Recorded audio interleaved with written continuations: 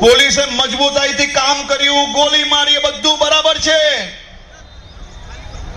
પણ આને તો ઝડપથી સજા થવી જ જોઈએ.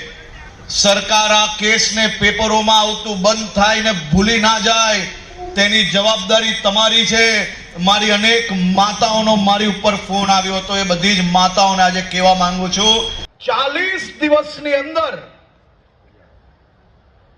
આ દુષ્કર્મ આચરવા વાળા આ ગુનેગારને ફાંસીની સજા અપાવીને અહીંયા આવ્યો છું, માત્ર 40 દિવસમાં. કે તમે જે જવાબદારી આપી હતી એ માત્ર 40 દિવસમાં પૂર્ણ કરવામાં આવી છે. એ દીકરીના ઘરમાંથી હજી શોક પૂરો ના થાય ને તે પહેલા એ દીકરીના ઘરમાં ન્યાય અપાવવાનું કામ એ આ ભૂપેન્દ્રભાઈ પટેલની સરકાર દ્વારા કરવામાં આવ્યું.